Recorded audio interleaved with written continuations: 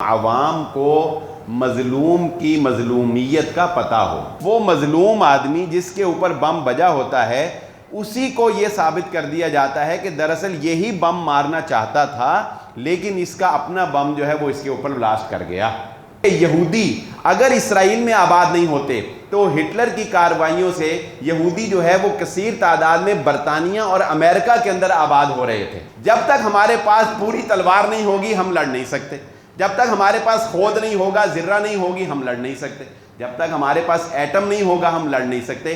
یہ سوچ بدلنے کی ضرورت ہے۔ ہماری آج کی گفتگو حالات کی مناسبت سے ہی جاری رہے گی۔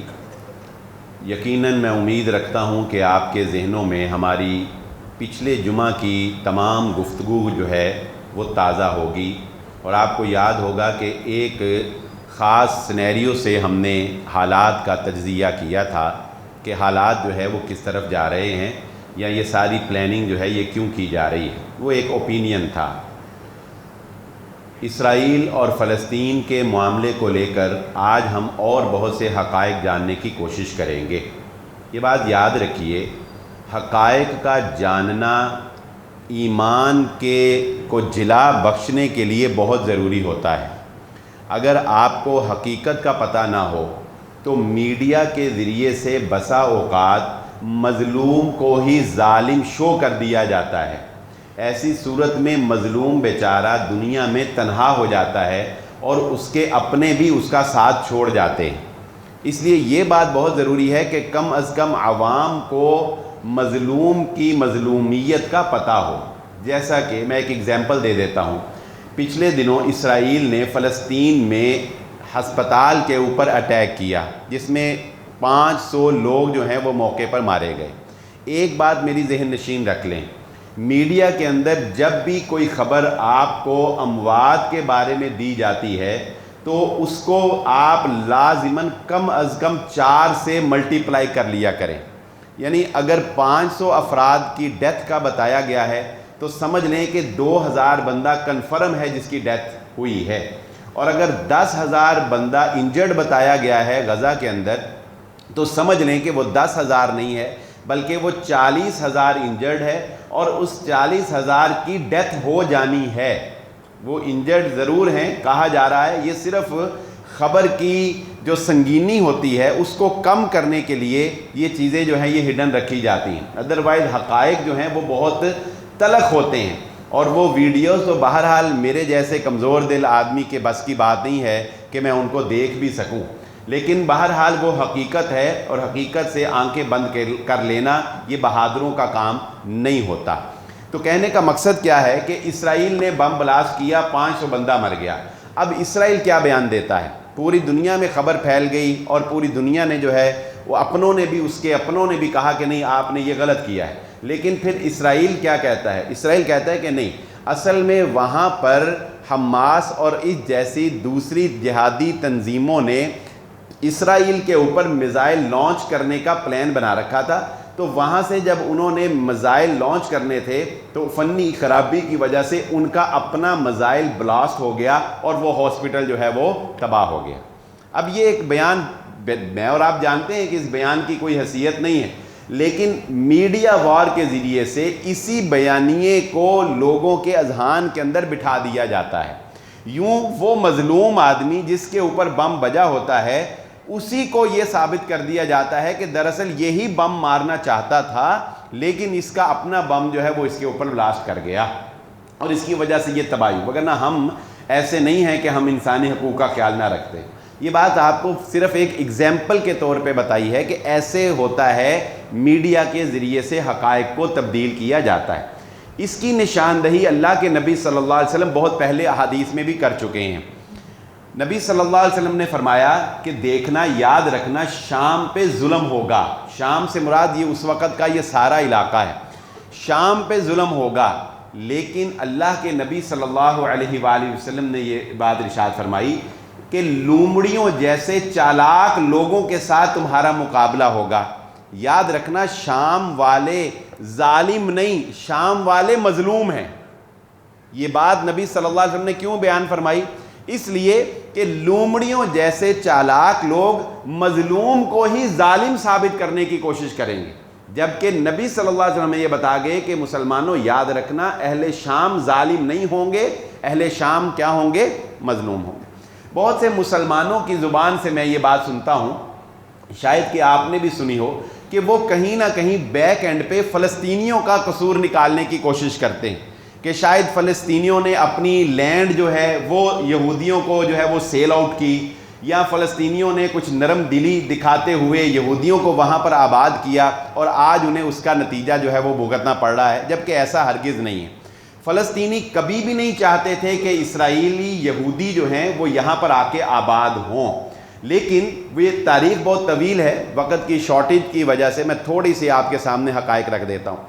یہ بات تو ہمارے بزرگ بھی آپ کو سمجھا سکتے ہیں، کبھی کسی بزرگ کی بیٹھک میں آپ بیٹھیں گے، وہ بزرگ جس نے تقسیم پاکستان دیکھی ہے تو وہ آپ کو یہ حقیقتیں مجھ سے زیادہ بہتر بتا سکتا ہے کہ دنیا کے اوپر جہاں جہاں بھی برطانیہ کا راج تھا اور برطانیہ اپنا راج قائم نہیں رکھ سکتا تھا، اس کی جو معاشی حالت تھی وہ جنگ عظیم اول اور جنگ عظیم دو، ورلڈ وار 1 اور ورلڈ وار 2 کی وجہ سے وہ اپنی سلطنت قائم نہیں رکھ سکتا تھا، تو وہ علاقے برطانیہ نے چھوڑے۔ لیکن ایک بات ذہن نشین رکھیں، برطانیہ نے وہ علاقے ہمدردی کرتے ہوئے نہیں چھوڑے یا خیر خواہی کرتے ہوئے نہیں چھوڑے، بلکہ پوری دنیا میں 5 ایسے علاقے ہیں، آپ سرچ کر لیجئے گا، میں صرف آپ کو 2 علاقوں کی بارے میں بتاؤں گا کیونکہ ہمارے پاس وقت اجازت نہیں دیتا، کہ برطانیہ نے تقسیم کرتے ہوئے تقسیم ہی ایسے کی کہ وہ مسئلہ ہمیشہ سے اس خطے کے لیے لڑائی کا باعث بنا رہے، اور برطانیہ کا انٹرفیرنس، برطانیہ کی مداخلت جو ہے وہ، اور برطانیہ اور اس کے اتحادی آپ امریکہ کہہ لیں، ان کی مداخلت جو ہے وہ اس خطے میں ختم نہ ہو سکے۔ مثال کے طور پہ ہم اپنی مثال سے اس کو زیادہ آسانی سے سمجھ سکتے ہیں، پھر ہمیں اسرائیل کی مثال آسانی سے سمجھ آ جائے گی۔ اس کی وجہ کیا ہے؟ مثال کے طور پہ برطانیہ انڈیا کو، بر صغیر کو چھوڑنا چاہتا تھا، وہ یہ بھی جانتا تھا کہ یہاں پر تقسیم ضروری ہے، لیکن پاکستان اور انڈیا کی تقسیم اس طریقے سے کی گئی کہ پہلے تو آپ دیکھیں کہ مشرقی پاکستان جو ہے وہ مغربی پاکستان کے ساتھ اس کا ڈسٹینس آپ دیکھیں کہ کسی طرح بھی وہ سوٹیبل نہیں تھا۔ اس کے بعد اس تقسیم میں اتنی غیر منصفانہ تقسیم کی گئی کہ لوگوں کو مجبور کر دیا گیا کہ وہ ہجرت کریں گے، اور جب لوگ ہجرت کریں گے تو وہ یہ جانتے تھے کہ اس ہجرت میں ادھر کے لوگ ادھر اور ادھر کے لوگ ادھر آئیں گے، جس پر ان کے درمیان ایک بہت بڑی خون ریزی جنگ ہوگی۔ اس جنگ کے نتیجے میں یہ دونوں ہمیشہ ہمیشہ کے لیے ایک دوسرے کے دشمن بنیں گے۔ پھر مسئلہ کشمیر کو درمیان میں ایسے لٹکا دیا کہ باوجود اس کے کہ پاکستان اور انڈیا قانونی طور پر الگ الگ ملک بن گئے، لیکن 75 سالوں میں ان کے درمیان جنگ کی صورتحال جو ہے وہ ختم نہیں ہوئی۔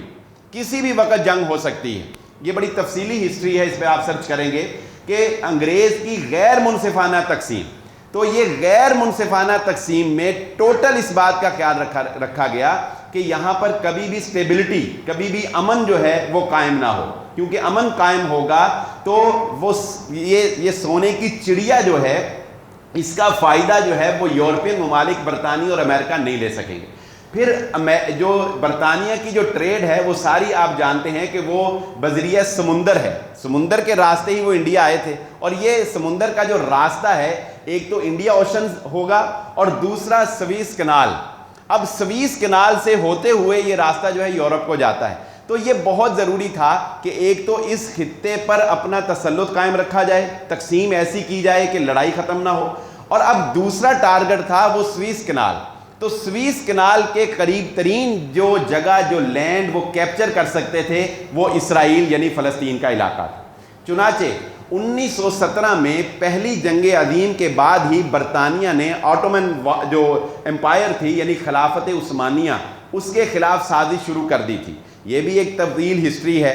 چنانچہ آپ دیکھتے ہیں کہ شریف مکہ نے برطانیہ کے ساتھ ہڈنلی یہ وعدہ کیا، فیک پرومس جسے آپ کہہ سکتے ہیں، جھوٹا وعدہ۔ برطانیہ نے ایک وعدہ جو ہے وہ شریف مکہ کے ساتھ کیا کہ اگر تم ہمارا ساتھ دیتے ہو اور خلافت عثمانیہ کے خلاف اندر ہی اندر بغاوت کرتے ہو تو ہم تمہیں عرب کی حکومت دے دیں گے، جبکہ یہ وعدہ ٹوٹل جھوٹ ثابت ہوا۔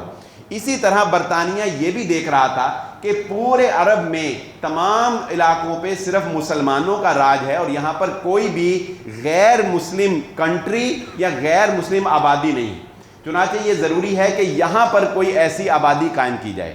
اس کے لیے برطانیہ نے یہودیوں کے ساتھ، اسرائیلی یعنی جو یہودی تھے ان کے ساتھ ایک وعدہ کیا، ایک ہڈن پرومس. اور ان کے ساتھ یہ وعدہ کرنے کی 2 وجوہات تھی، بلکہ 3 وجوہات تھی. ایک وجہ تو یہ تھی کہ یہودی جو ہیں وہ معاشی طور پر کیپچر کرتے تھے برطانیہ کو بھی اور امریکہ کو بھی. اس پر میں نے ایک پورا جمعہ پڑھایا ہے، یہودی ساہوکاروں نے کس طرح سے برطانیہ اور امریکہ کی جو اکانومی ہے اس کو اپنے ہاتھ میں کیا تھا. وہ ایک پورا جمعہ ہے، موقع ملا، کچھ دوستوں نے کہا بھی تھا موقع ملا تو دوبارہ اس کو کبھی بیان کر دیں گے، لیکن آج نہیں ہو سکتا. اچھا، دوسری وجہ تھی کہ یہودی اگر اسرائیل میں آباد نہیں ہوتے تو ہٹلر کی کارروائیوں سے یہودی جو ہے وہ کثیر تعداد میں برطانیہ اور امریکہ کے اندر آباد ہو رہے تھے. اس لیے یہ بھی خطرہ تھا کہ ان فیوچر امریکہ اور برطانیہ ان یہودیوں کی سازشوں کے تحت کہیں یہودیوں کے انڈر نہ آ جائے. اس فتنے سے بھی خود کو بچانا تھا. اور تیسرا فارمولہ یہ تھا کہ عرب کنٹری میں جو سویس کنال کی ایک بہت بڑی ٹریڈ جہاں سے ہوتی ہے اور عرب کا آئل جو سارا ہے اس کو اپنے قبضے میں کرنے کے لیے اور عرب کو جو ہے ہمیشہ ڈرانے کے لیے ایک کنٹری چاہیے تھا. چنانچہ ہڈنلی طور پر برطانیہ نے خلافت عثمانیہ کو کمزور کرتے ہوئے، دیکھیں قصور ہوتا ہے آپ کا اپنا، جب آپ کمزور ہوتے ہیں تو دوسرا آپ کے اوپر اٹیک کر سکتا ہے. اگر آپ طاقتور ہیں تو کسی کی جرت ہے کہ آپ کی طرف دیکھے. جب آپ نے اپنا حصار کمزور کرنا ہے تو دوسرے نے آپ کے اوپر اٹیک کرنا ہے.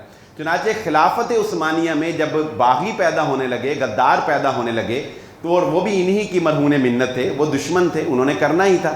چنانچہ پھر برطانیہ کیا کرتا ہے؟ برطانیہ خلافت عثمانیہ کی کمزوری کا فائدہ اٹھاتے ہوئے یہودیوں کو الاؤ کرتا ہے کہ وہ فلسطین میں جا کے لینڈ خریدیں. اب مجھے ایک بات بتائیں، یہ فیصل آباد کے اندر اگر باہر سے آ کے گرد و نواح میں کوئی زمینیں خریدنا شروع کر دے تو کیا میں اور آپ اس کو روک سکتے ہیں؟ کیا ہمارے اندر ایسی کوئی ہمت ہے، کوئی ضرورت ہے؟ کس نے روکنا ہے ان کو؟ اگر وہ 8 مربع کے ارد گرد جو ہے وہ بڑے بڑے پلاٹ خرید لیں، بڑی بڑی کالونیاں کاٹ لیں، تو ہمارے عام بندے کو تو شاید پتہ ہی نہیں چلے گا. کتنی زمین ہے جو مرزئیوں نے خرید کے چھوڑی ہوئی ہے فیوچر کے اندر، یہ سرگودا کے راستے میں کتنی زمین ہے جو مرزئیوں نے خریدی، ہمیں کسی کو پتہ ہے؟ شاد و نادر کسی کو پتہ چل جائے. تو عوام جو ہے وہ کیا کر سکتی ہے؟ تو فلسطینیوں کو ہاں یہ کام کس کا ہے؟ ہماری حکومت کا. حکومت روکے گی. اگر حکومت نہیں روکتی تو وہ خریدتے رہیں گے جگہ، ٹھیک ہے، وہ اس کے خریدنے کے کئی طریقے ہو سکتے ہیں.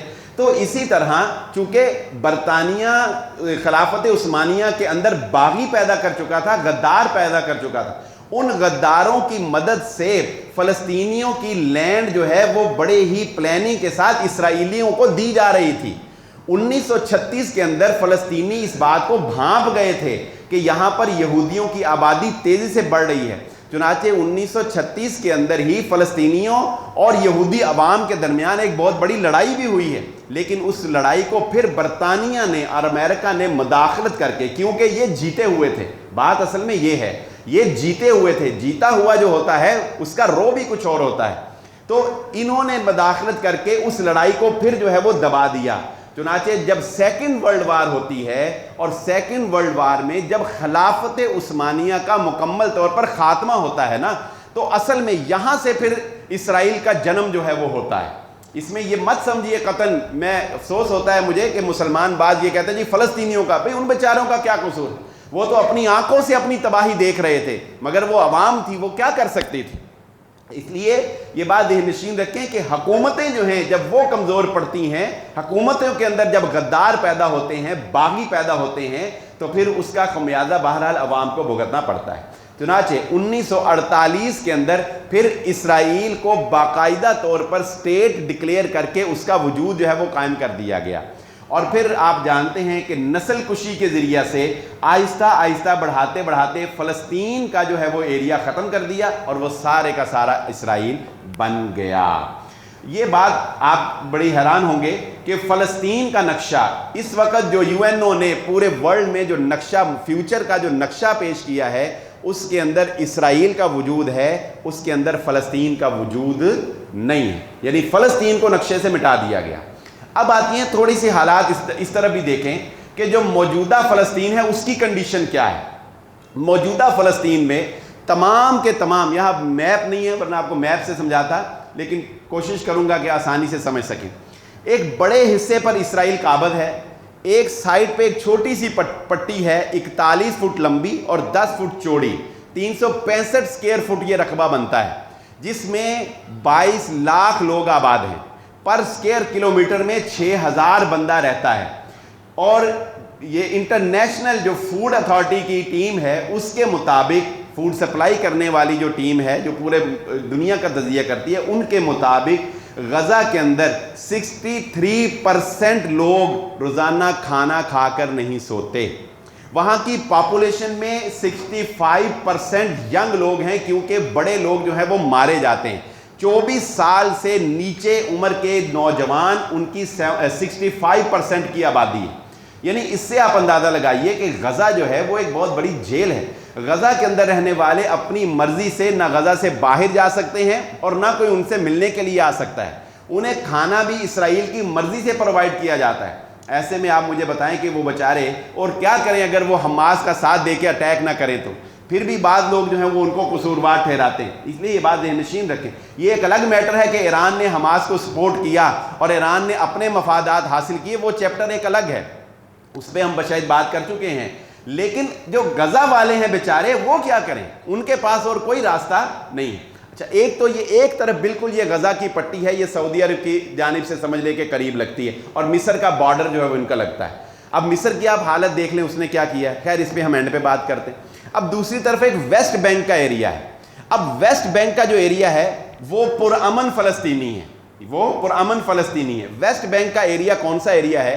1967 کے اندر جب اسرائیل نے اٹیک کیا تھا، یعنی عرب ممالک سے جب جنگ ہوئی تھی، تو یہ ویسٹ بینک کا ایریا اسرائیل نے کیپچر کر لیا تھا، یعنی اس پہ قبضہ کر لیا تھا۔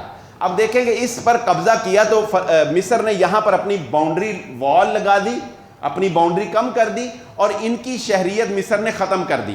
اب یہ لوگ جو ہیں یہ کہاں پہ آ گئے؟ یہ فلسطین کے اندر آ گئے۔ یہ وہ جن کا لیڈر جو ہے وہ یاسر عرفات تھا، اور یاسر عرفات کے بعد جو ہے اس وقت محمد عباس ہے۔ فلسطین کے اندر بھی دو رائے ہمیشہ سے رہی ہیں، ایک رائے ڈیموکریسی کے والوں کی رہی ہے، اور ایک رائے جو ہے وہ جہاد والوں کی رہی ہے۔ عوام کی رائے ہمیشہ سے جہاد کی رہی ہے۔ کیا مطلب؟ یاسر عرفات اور محمد عباس جیسوں کو عوام فلسطین کی پسند نہیں کرتی۔ کیوں؟ اس لیے کہ وہ یہ کہتے ہیں کہ یہ یہودیوں کے ایجنٹ ہیں اور یہ ان کے ساتھ ملے ہوئے ہیں، اور یہ ان کی بات، ان کی زبان بولتے ہیں۔ ان کی زبان کیا ہے؟ محمد عباس اس وقت بھی کیا کہتے ہیں، اور یاسر عرفات وہ کہتے ہیں کہ فلسطین کا جو مسئلہ ہے یہ ٹیبل ٹاک اور مذاکرات کے ذریعے سے حل ہونا چاہیے، جبکہ عوام کیا کہتی ہے کہ یہودی جو ہے وہ ٹیبل ٹاک کا ماننے والا نہیں ہے، وہ ہمیں مارے گا، وہ ہمیں مارتا ہے، ہمیں بھی اس کو مارنا چاہیے، ہمیں جہاد کرنا چاہیے، اور جہاد کے ذریعے سے ہی، فائٹ کے ذریعے سے ہی یہودی کو مارا جا سکتا ہے۔ اس لیے آپ دیکھتے ہیں کہ جو غزہ کے لوگ ہیں یہ سارے کے سارے تقریباً وہی ہیں جو جہاد کو ماننے والے، اور ویسٹ بینک کے اندر جو فلسطین رہتے ہیں یہ زیادہ تر وہ ہیں جو ڈیموکریسی پر، جمہوریت پر، نرم گوشے کے اوپر جو ہے وہ بلیو رکھتے ہیں۔ اس لیے سے فلسطینی بیچارے بھی کبھی ایک بڑی قوت نہیں بن سکے، کیونکہ امریکہ اور برطانیہ نے ان کے اوپر لیڈر وہی مسلط رکھا جو ڈیموکریسی کی تعلیم دیتا رہا، چنانچہ کمزور دل فلسطینی اس کے ساتھ دیتے رہے۔ اس وقت کی کرنٹ صورتحال یہ ہے جو میں آپ کو بتا رہا ہوں، ویسٹ بینک یہ اور غزہ کی پٹی جو ہے اس میں جو ہے وہ اس وقت یہ صورتحال ہے۔ اب آئیے ایک سٹیپ اور آگے چلتے ہیں۔ عرب کی کنڈیشن اس وقت کیا ہے؟ عرب ممالک کی کنڈیشن اس وقت کیا ہے؟ دیکھیں یہ بات تو ہم لوگ سمجھ گئے کہ خلافت عثمانیہ کی کمزوری کی وجہ سے انہوں نے عرب ممالک کو 6 مختلف بڑے ممالک کے اندر تقسیم کیا، اور کیسی مزے کی بات ہے، 6 ممالک کے اندر تقسیم کر کے تتمہ نہیں کیا۔ تتمہ تو سمجھتے ہوں گے نا سارے، یعنی عرب ممالک کا تتمہ نہیں ہوا۔ تو جب تتمہ نہ ہو تو پھر لڑائی ہوتی ہے کہ نہیں ہوتی بتائیں؟ یعنی انہوں نے پورے عرب کو 6 کنٹریز کے اندر تقسیم کر دیا اور تتمہ کیا نہیں۔ جب تتمہ نہیں کیا تو عراق جو ہے وہ کویت کے اوپر حملہ کر سکتا ہے بھائی، وہ کہتا ہے تتمہ نہیں ہوا، وہ ہمارا ہی ہے، ٹھیک ہے؟ تو یعنی کوئی باؤنڈری وال جو ہے وہ برطانیہ نے مینشن نہیں کی، بس یہ 6 ملک تمہارے۔ یہ حال جو ہے یہ اگر آپ سب کے درمیان تقسیم کر دیا جائے تو کوئی کہہ سکتا ہے کہ بھئی میری وہ جگہ ہے، میری وہ جگہ ہے، لڑائی ہوگی۔ تو یہ لڑائی عربوں کے درمیان قائم رکھی، جس کی وجہ سے آپ دیکھتے ہیں کہ عرب جو ہے وہ آپس میں لڑتے رہے، باہر انہوں نے اس پہ جلدی کمپرومائز کر لیا۔ پھر اسرائیل کا قیام جو ہے وہ اس خطے کے اندر بدامنی کو قائم رکھنے کے لیے وہ ان کی ایک بہت بڑی جو ہے وہ پلاننگ تھی۔ اب عرب کا کیا حال ہے؟ دیکھیں، جب 1948 کے اندر یہ اسرائیل کا قیام عمل میں آیا اور عربوں کو 6 حصوں کے اندر تقسیم کیا گیا، تو ظاہری سی بات ہے کہ یہ برطانیہ کی ہی مرہون منت یہ ملک جو ہے ان کے اوپر حکمران مسلط کیے گئے، لیکن یہ حکمران پھر بھی اپنی عرب حمیت اور غیرت کی وجہ سے اسرائیل کو تسلیم نہیں کرتے تھے۔ یعنی یہ کہتے تھے کہ یہ برطانیہ کی ناانصافی ہے، یہ یو این او کی ناانصافی ہے، امریکہ کی ناانصافی ہے۔ برطانیہ کا لفظ جب میں بول رہا ہوں تو سارے اتحادی اس میں آ جائیں گے، یاد رکھیں، امریکہ بھی اور یہ سب۔ تو وہ یہ کہتے رہے، چنانچہ اسی پر انہوں نے 1967 کے اندر اسرائیل کے اوپر اٹیک کیا۔ اب 1967 کے اندر جب اسرائیل کے اوپر اٹیک کیا تو ایک شدید جنگ ہوئی۔ اس جنگ کا سینیریو بھی عام طور پہ یہی منظر کشی کرتا ہے کہ شاید اسرائیل نے بڑی تیزی کے ساتھ عربوں کو ہرا دیا۔ یقیناً اسرائیل نے بہت بڑا اٹیک کیا، لیکن میں اینڈ میں آپ کو بتاؤں گا کہ اسرائیل کی کچھ کمزوریاں ہیں۔ جیسے ہی انہوں نے دیکھا کہ پلڑا تھوڑا سا ہلکا ہونے لگا ہے، تو ہینری کسنجر جو کہ یہودی تھا اور وزیر خارجہ تھا امریکہ کا، اس کی سٹوری آپ ضرور پڑھیے گا، جینوسائیڈ پلان اس کا ہینری کسنجر کا، یہ آپ ضرور پڑھیے گا، اس میں بہت تفصیل سے یہ سارے پلان لکھے۔ وہ اسی وقت فلائی کرتا ہے اور مصر کے اندر آتا ہے، اور مصر آ کے وہ کیا کہتا ہے؟ وہ کہتا ہے کہ اگر آپ نے جنگ بندی نہ کی تو ہم آپ کے اوپر ایٹمی حملہ کر دیں گے۔ یہ ہے وہ سب سے بڑا ہتھیار، یہ ہے وہ سب سے بڑا ڈراوا، اٹامک انرجی اس وقت دنیا کے اندر۔ اگر آپ بند نہیں کرتے تو ہم آپ کے اوپر ایٹمی حملہ کر دیں گے۔ چنانچہ اسی وقت عرب اسرائیل وار جو ہے وہ بند کر دی جاتی ہے، اور تاثر یہی ملتا ہے کہ اسرائیل جیت گیا اور عرب ہار گئے۔ اس بات کو آپ یہاں منیمائز کر دیں، اس فولڈر کو ایک سائڈ پہ رکھ دیں۔ یہ فولڈر میں بعد میں آپ کے سامنے اوپن کر کے دکھاؤں گا کہ یہ حقیقت کیا ہے، جنگ کیوں رکوائی جاتی ہے۔ اور عام طور پہ میں اور آپ ہم یہی سمجھتے ہیں نا کہ 1967 کی جنگ اسرائیل جیت گیا اور عرب ہار گئے، یہ ہم یہی سمجھتے ہیں، حقائق تصویر بھی یہی دکھاتی ہے، جبکہ حقیقت میں ایسا نہیں تھا۔ وہ جنگ امریکہ نے ہروائی تھی عربوں کو، اس پہ ہم بعد میں بات کرتے ہیں۔ 1967 کے بعد جب یہ جنگ ہو گئی، اسرائیل کی ایک قسم کی فتح ہو گئی، خیر وہ کچھ سیٹلمنٹ ہوئی، کچھ علاقے واپس آئے، کچھ اس نے رکھ لیے، کرا کے آپس میں معاملہ سیٹل ہو گئے۔ اب 1967 کے بعد جب امن ہوتا ہے، 50 سال کے بعد اسرائیل نے یہ حماس کے حملے میں دوبارہ وار ڈکلیئر کی ہے، آفیشلی وار ڈکلیئر کی ہے 50 سال کے بعد۔ اس سے پہلے وہ جو کچھ کرتا رہا فلسطین میں وہ کرتا رہا، وہ وار نہیں تھی۔ اب 1967 کے بعد مزید پلاننگ کی جاتی ہے، اور وہ پلاننگ کیا کی جاتی ہے؟ وہ پلاننگ کی جاتی ہے کہ عرب تو بھائی ہم پہ حملہ آور ہو گئے تھے، عرب تو ہمیں مار دیں گے بھائی، ان کا کوئی علاج اور کیا جائے۔ اب ان کا علاج کے لیے کیا کیا جائے؟ ان کے علاج کے لیے عراق اور کویت کی جنگ کروائی گئی، امریکہ کویت میں آ کے بیٹھ گیا، سعودی عرب کو خطرہ پڑا عراق سے، ایران سے، سعودی عرب میں امریکہ آ کے بیٹھ گیا، اور مسلمانوں کے شیعہ سنی فساد کا فائدہ اٹھاتے ہوئے ایران سے لیبیا کو، ایران سے شام کو جو ہے وہ برباد کروا دیا گیا۔ مصر کے اندر جو ہے وہ سیاسی بحران لا کے وہاں پر اپنے مطلب کا حکمران جو ہے وہ قائم کر دیا گیا۔ ان 50 سالوں کے اندر وہ جو 1967 کی جنگ میں اسرائیل کے ہارنے کا ایک خدشہ تھا، اس کو کافی حد تک کم کیا گیا۔ چنانچہ پہلے 1967 سے پہلے عرب کیا کہتے تھے؟ اسرائیل ایک ناجائز ریاست ہے۔ اب 50 سال کے پیریڈ کے اندر حالات کی تبدیلی کے بعد عرب کیا کہنے لگے؟ ٹو نیشن سیٹلمنٹ کہنے لگ گئے نا، ٹو نیشن سیٹلمنٹ، چلو یار اسرائیل کو مان لیتے ہیں لیکن چلو فلسطینیوں کو تو رہنے کے لیے جگہ دو۔ پہلے کیا کہتے تھے؟ یہ پورا حال ہی فلسطینیوں کا ہے، اب کیا کہتے ہیں؟ آدھا حال فلسطینیوں کو دے دو، آدھا اسرائیل کو دے دو۔ اور اب کیا کہتے ہیں؟ 220 کے کرونا کے جو سینیریو ہوا اس کے بعد اب کیا کہتے ہیں؟ اب عرب کہتے ہیں کہ ہم یہ بھی ماننے کے لیے تیار ہیں کہ پورا حال ہی اسرائیل کا ہے، فلسطینیوں کو مائنس کر دو، لیکن ہمارے ساتھ ابراہیمی اکارڈ کر لو کہ تم حال سے باہر نہیں آؤ گے۔ بات سمجھے؟ 3 بیانیے۔ پہلا بیانیہ اسرائیل ناجائز ریاست، 1967 کے بعد پلاننگ سے وہ بیانیہ ختم۔ دوسرا بیانیہ عرب کا 2 نیشن، سعودی عرب تو ابھی بھی کہتا ہے لیکن وہ پاسبل نہیں ہے، پاکستان بھی کہتا ہے پاسبل نہیں ہے، پریکٹیکلی پاسبل نہیں۔ اچھا، دوسرا بیانیہ یہ تھا۔ اب تیسرا بیانیہ جس پر 3 ممالک سمجھوتا کر چکے ہیں اور کچھ ممالک جو ہے وہ قریب تھے، وہ یہ تھا کہ فلسطینی مائنس یہی وجہ ہے کہ آپ دیکھتے ہیں کہ فلسطینیوں کا جو قتل عام کیا گیا ہے، کسی ملک کی جانب سے آپ بتائیے کوئی سٹرونگ بیان ہی دیا گیا ہو؟ یار کوئی جو ماڑا سا بھی بندہ ہو نا، وہ بھی اگلے کو کچھ کر نہ سکتا ہو، تڑی تگڑی لگا دیتا ہے. دلیر بندہ تڑی تگڑی لگا دیتا ہے، کچھ کر سکتا ہے. ہم نے تو تڑی بھی تگڑی نہیں لگائی. پاکستان، سعودی عرب، کوئی ملیشیا، انڈونیشیا، مصر، شام، کسی نے تڑی نہیں لگائی. ہاں ایران جو تڑیاں لگا رہا ہے اس کی حیثیت کیا ہے وہ اب وقت مجھے اجازت نہیں دیتا، ورنہ میں وہ آپ کے سامنے رکھتا کہ وہ بھی صرف تڑیاں ہی ہیں. ایران کچھ کر رہا ہے پریکٹیکلی، ابھی تک بتائیے ایران نے کیا کیا ہے. ایک اور آپ کو مزے کی بات بتاتا ہوں کہ مسلمانوں نے اپنی کمزوری کو چھپانے کے لیے، مسلمانوں نے اپنی کمزوری، مسلمان حکمرانوں نے اپنی کمزوری کو چھپانے کے لیے، اپنے مفادات حاصل کرنے کے لیے پرائیویٹ جہادی ونگ کھڑے کیے. اب دیکھیں حماس جو ہے وہ کسی ملک کی فوج نہیں ہے. ہم یہ کہتے ہیں کہ حماس کو ایران سپورٹ کرتا ہے، لیکن کیا حماس ایرانی فوج ہے؟ نہیں. اس کا مطلب کیا ہے؟ اس کا مطلب یہ ہے کہ حماس اگر اسرائیل پر اٹیک کرے تو اسرائیل ایران پر اس جواز میں اٹیک نہیں کر سکتا، ایران کو ذمہ دار نہیں ٹھہرا سکتا. کیوں؟ کیونکہ ایران نے صاف کہہ دیا تھا کہ ہم نے تو حماس کو سپورٹ نہیں کیا. کہا کہ نہیں؟ انہوں نے بیان دیا جب حماس نے اٹیک کیا ایران نے مکمل نفی کر دی. یعنی کہ مسلمان اپنی فوج سے لڑنے کی بجائے پرائیویٹلی تنظیمیں بنا کے لڑتے ہیں. کیوں؟ تاکہ ڈائریکٹ یہ نہ کہا جائے کہ ہم لڑے، جبکہ برطانیہ، امریکہ، انہوں نے کبھی کہا ہے کہ ہم نہیں لڑے؟ ان کی فوجیں لڑتی ہیں، ان کی خفیہ ایجنسیاں جا کے کارروائیاں کرتی ہیں کہ نہیں کرتی. یعنی کسی ملک کی خفیہ ایجنسی کارروائی کرے تو وہ قانونی ہے، وہ شرعی ہے، اور کسی ملک کا پرائیویٹ ونگ جو ہے وہ اگر جا کے کارروائی کرے تو وہ غیر قانونی اور وہ غیر شرعی. یہ کیسا ظلم ہے؟ اب مجھے بتائیں، اب غزہ والے اگر یہاں جن ملکوں میں فوج کچھ نہیں کر رہی تو پھر کیا بیچاری عوام پستی رہے وہ کچھ نہ کرے؟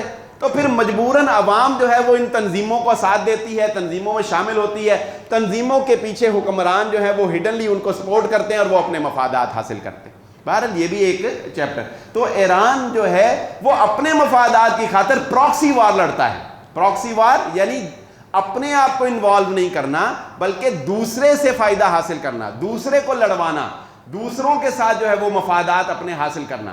وہ لڑنے والوں کی نیت بالکل خالص ہوتی ہے اور وہ شہداء ہی ہیں انشاءاللہ، لیکن پیچھے مفادات کچھ اور ہوتے ہیں. تو اب آتے ہیں ہم آخری بات کی طرف. آپ کہیں گے کہ یہ ساری باتیں تو ہم جانتے ہیں، لیکن کیا ان باتوں کا کوئی حل بھی ہے؟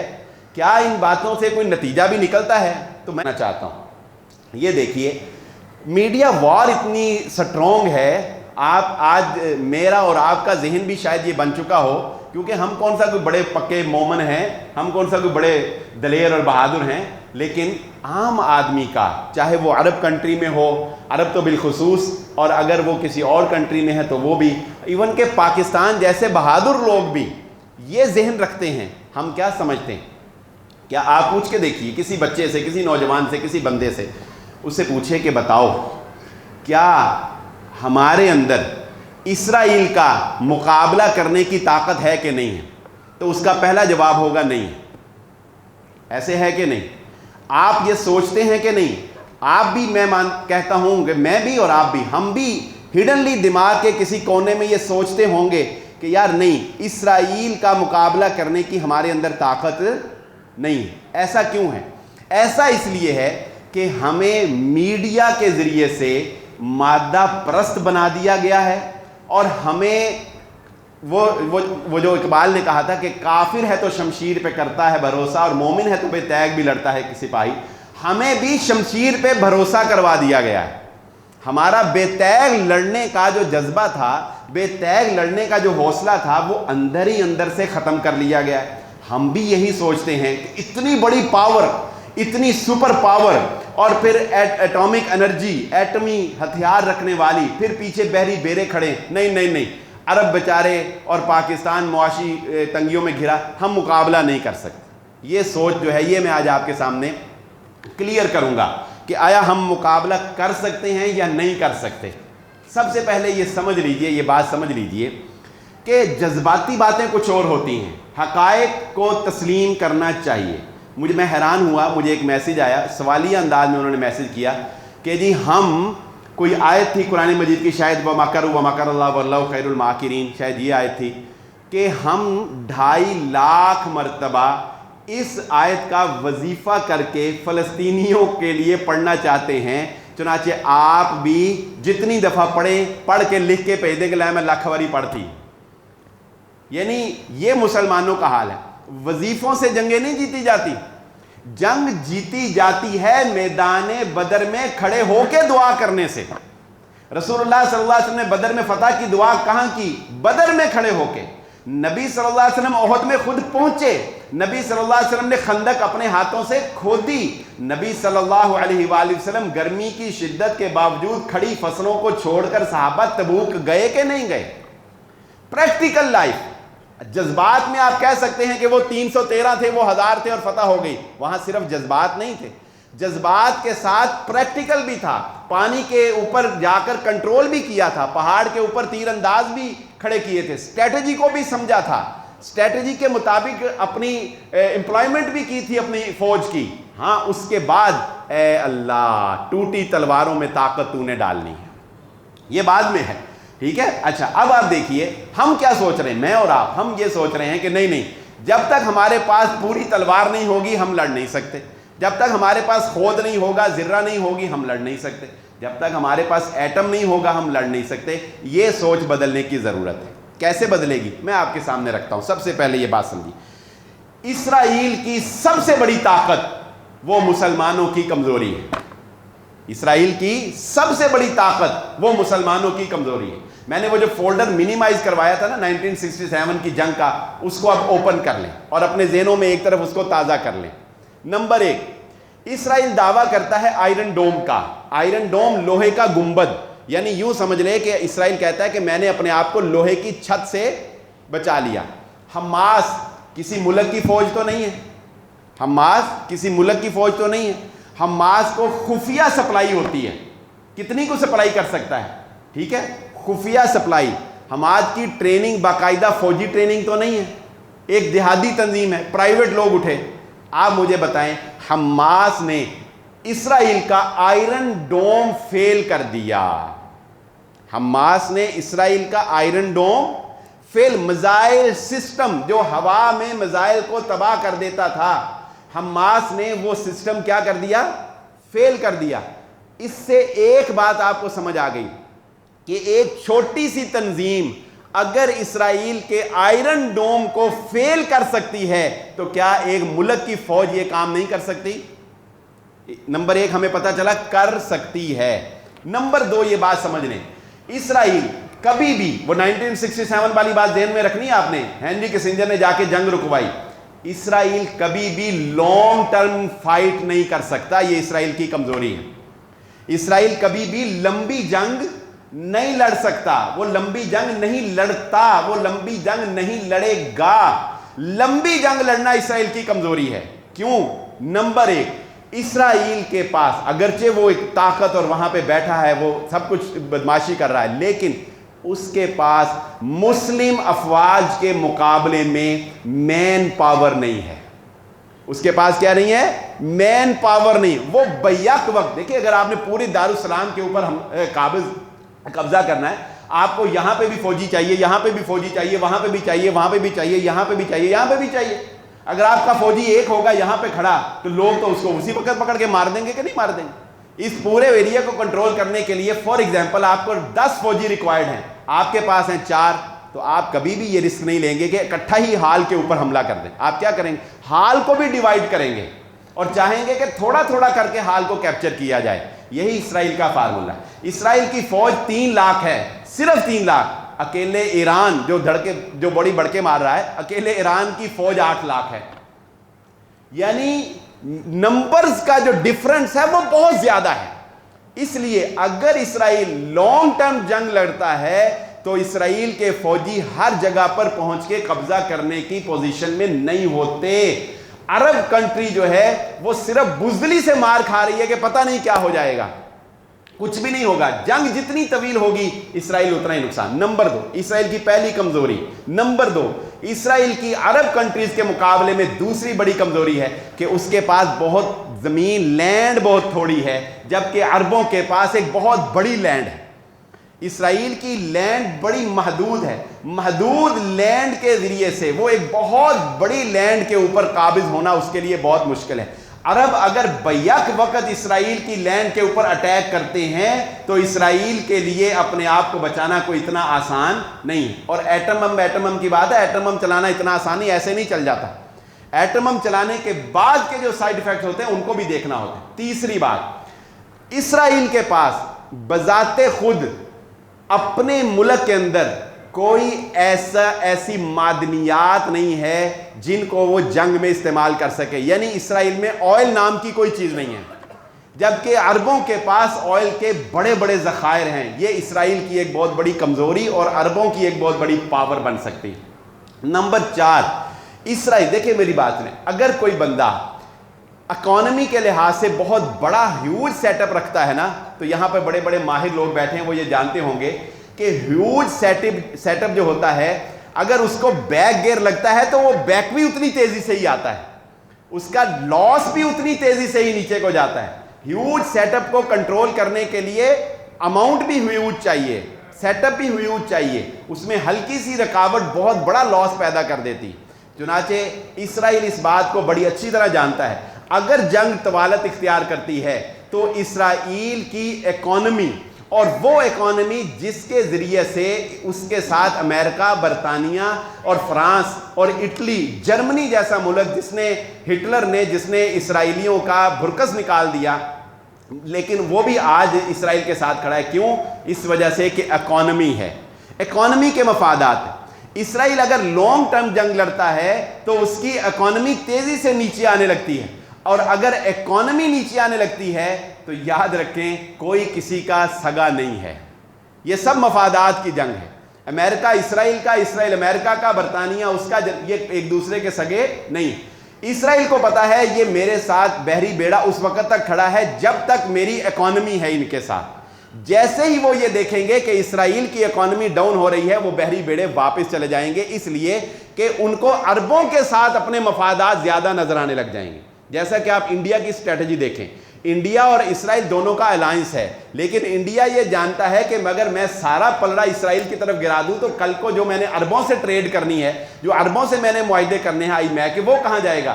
چنانچہ آپ دیکھیں گے کہ انڈیا بڑے محدود بیان دے رہا ہے، بڑے لیمیٹڈ، کھل کے اسرائیل کی حمایت کرتا ہے لیکن ساتھ کہتا ہے کہ جنگی جرائم نہ کرو، یہ نہ کرو، وہ نہ کرو، اور عربوں کو بھی تھوڑا تھوڑا راضی رکھتا ہے۔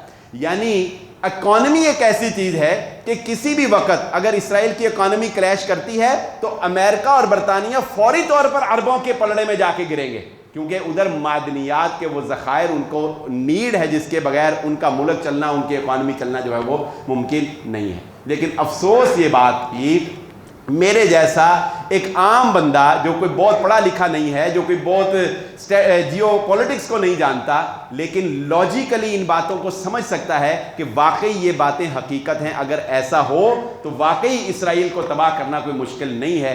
لیکن آج آ کے بات کہاں پہ رکتی ہے؟ بات یہاں پہ رکتی ہے کہ ہمارے اندر بزدلی ہے۔ یہ بات صرف اتنی سی۔ دیکھیں میری بات سن، ایک جھٹکی سی مثال، اگر آپ کسی کے ساتھ آپ کا پھڈا ہو جاتا ہے، اگر کسی کے ساتھ آپ کا پھڈا ہو جاتا ہے تو کیا یہ ممکن ہے کہ وہ اکیلا ہی تھانے کچہری جائے اور آپ روزانہ اپنی دکان پہ جائیں؟ ایسے تو نہیں ہوگا نا۔